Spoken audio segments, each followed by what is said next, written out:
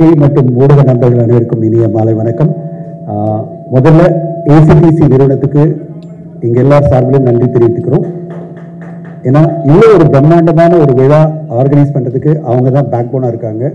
விஜய் சாருடைய ட்ரீம் இது, டைரக்டர் விஜயனுடைய ட்ரீம். அந்த ட்ரீமை வந்து ரியலைஸ் பண்றதுக்கு ஒரு பெரிய டீம் தேவைப்படுது. அந்த டீம் தான் ஏசிடிசி. கம்ப்ளீட் ஓனர்ஷிப் எடுத்துட்டு இன்னைக்கு ஒரு பிரம்மாண்டமான விழா பண்ணணும், அதுவும் நேரு ஸ்டேடியத்தில் நடத்தணும் அப்படின்னு நினைக்கும் போது அதுக்கு நாங்கள் பண்ணுறோம். 8000 பேர் வரவழைச்சு ஒரு பிரம்மாண்டமான விழா. நம்முடைய கவிஞர் நா. முத்துக்குமார் அவர்களை சிறப்பிக்கிறதுக்காக ஒரு 50 வருடம் கம்ப்ளீட் ஆகுது ஒரு வயசு. அண்ட் நம்ம கூட இல்லைனாலும் நம்ம எல்லோரும் நம்முடைய மெமரிஸில் அவர் எப்பவுமே இருப்பார்.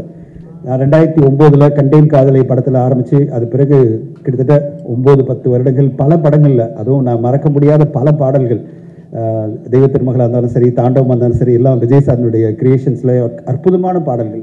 அது பிறகு நாங்கள் வந்து ஒரு ஹிந்தி படத்தில் வந்து டப்பிங் போது தான் நான் பர்சனலாக அவர் கூட ஒர்க் பண்ணேன். ஏபிசிடின்னு பிரபுதேவ சார் நடித்த படத்துக்கு வந்து 7 பாடல்களும் நீங்கள் எழுதணும் அப்படின்னு கேட்கும்போது நம்ம 2 பேரும் சேர்ந்து பண்ணுவோம் அப்படின்னு ஒரு பெரிய ஜேர்னி இருந்தது அவர் கூட.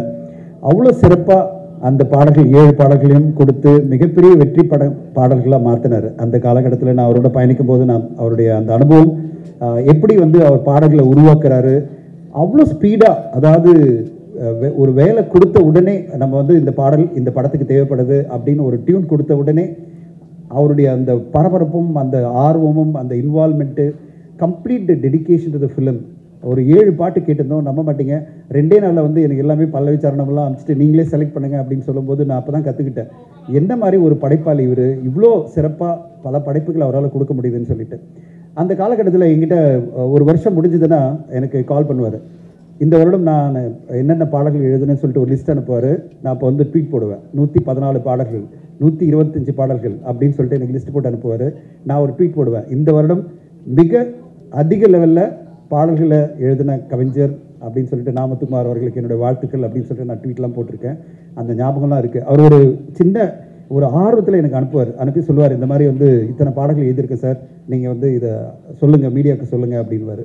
அந்தளவு ஆர்வமாக பல பாடல்கள் வெகு ஃபாஸ்ட்டாக, அதாவது ஒரு 10 வருட காலத்திலேயே அவ்வளோ ஆயிரக்கணக்கான பாடல்கள் எழுதி புத்தகங்கள் எழுதி அவருடைய கவிதை தொகுப்புகள் அப்படின்னு சொல்லிட்டு பல விதமாக எல்லோருடைய மனதிலும் நீங்கா இடம்பெற்ற நா. முத்துக்குமார் அவர்கள் திடீர்னு மறைஞ்சது வந்து எல்லோருக்குமே அதிர்ச்சியான ஒரு விஷயம்.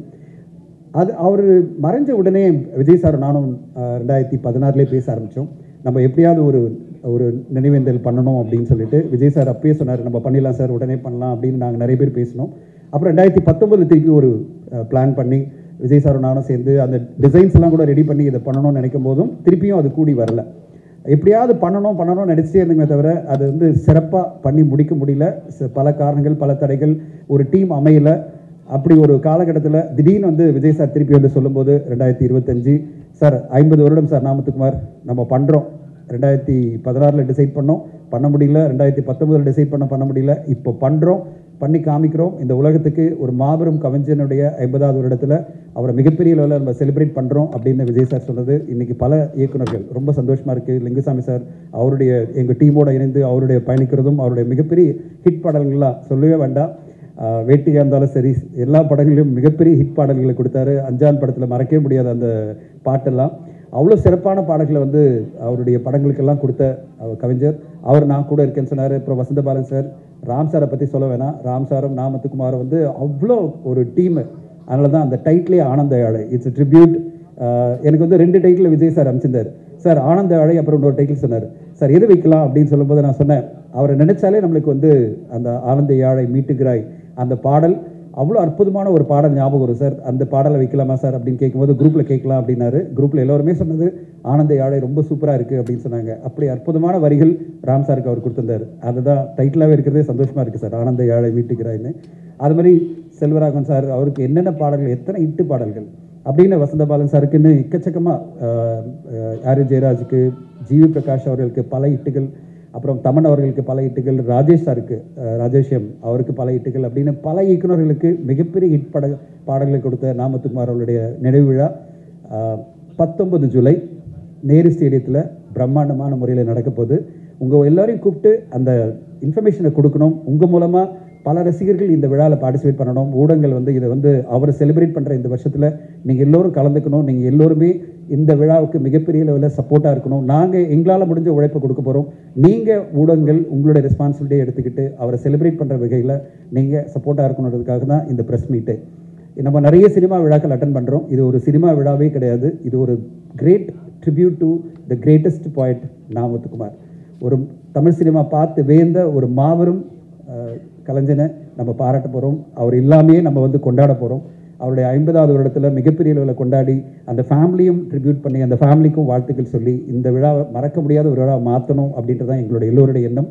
இந்த எண்ணத்தில் ஊடகங்கள் நண்பர்கள் அனைவரும், பத்திரிகை நண்பர்கள் அனைவரும் பார்ட்டிசிபேட் பண்ணி அந்த விழாவை மிகச்சிறப்பாக ஆக்கிறதுக்கு உங்களுடைய உதவி கேட்டு தான் இந்த ப்ரெஸ் மீட் வச்சுருக்கோம்.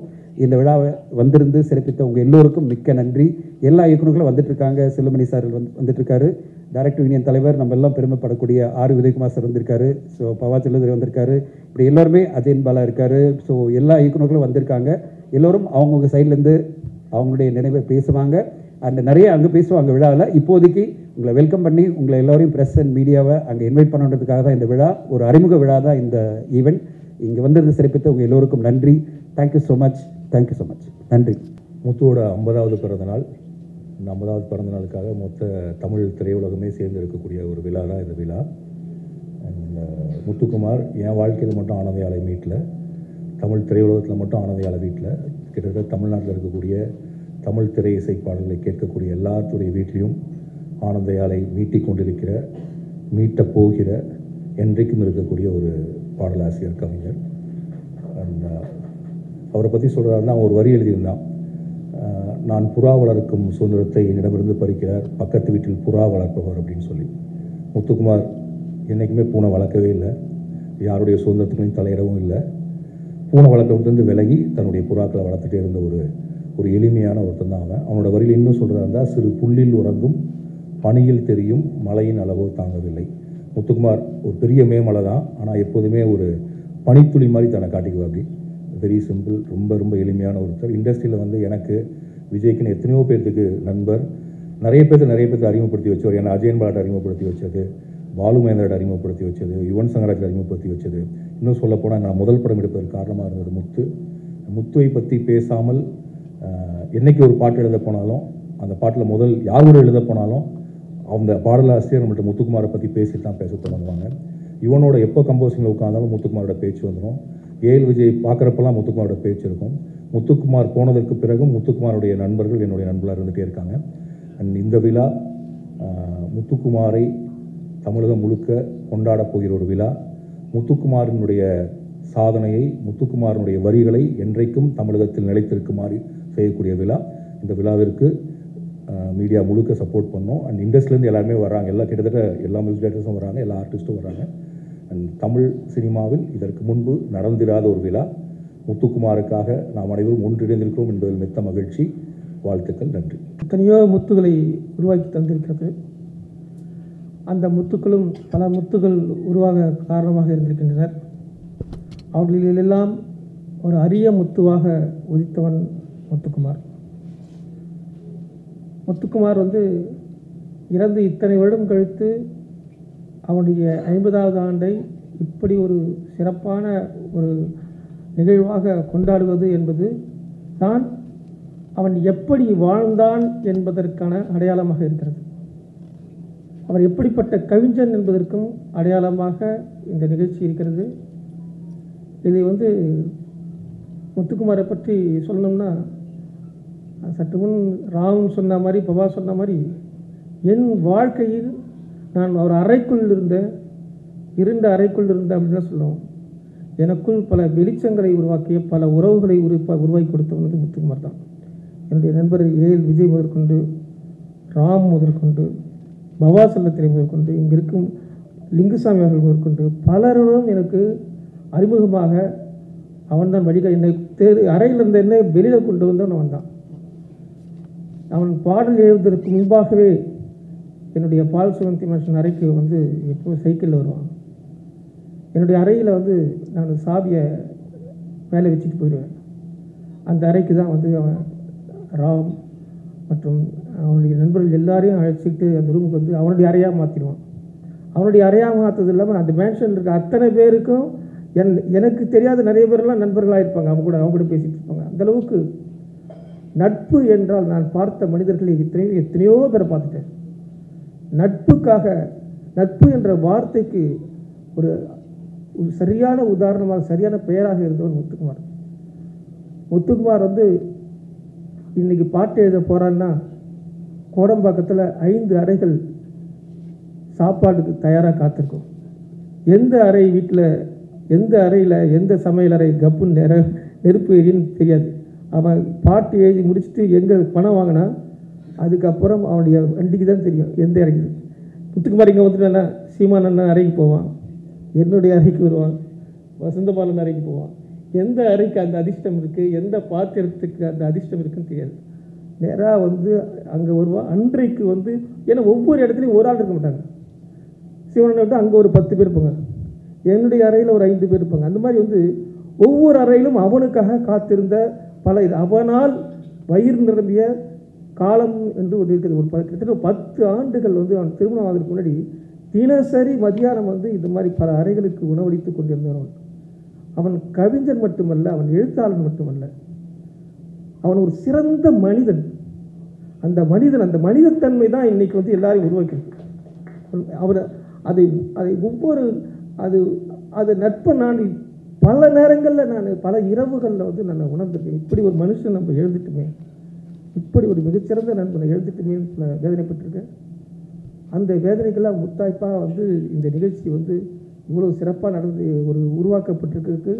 என்னுடைய நண்பர்கள் அனைவருக்கும் நான் ஒரு நண்பனாக நான் உண்மையிலே ஒரு மிகப்பெரிய நன்றியை கடமைப்பட்டிருக்கேன். எல்லோருக்கும் நான் இந்த விஷயத்தை கொண்டு போய் இந்த விழாவை மிகச்சிறப்பான விழாவை ஒரு அரிதான விழாக தமிழ் திரையுலகத்துக்கு ஒரு முத்திரை வேறு எந்த திரையுலகத்திலையும் ஒரு நண்பருக்காக ஒரு கவிஞனுக்காக இப்படி விழா நடக்கவே இல்லை என்பதற்கு முன்மாதிரியாக இந்த விழா நடக்கப் போகுது அப்படிங்கிறது அதில் உங்கள் எல்லாருக்கும் அதில் மிகப்பெரிய பெருமை இருக்குது. எல்லோரும் இதை சிறப்பாக கொண்டு போனது நிகழ்ச்சி.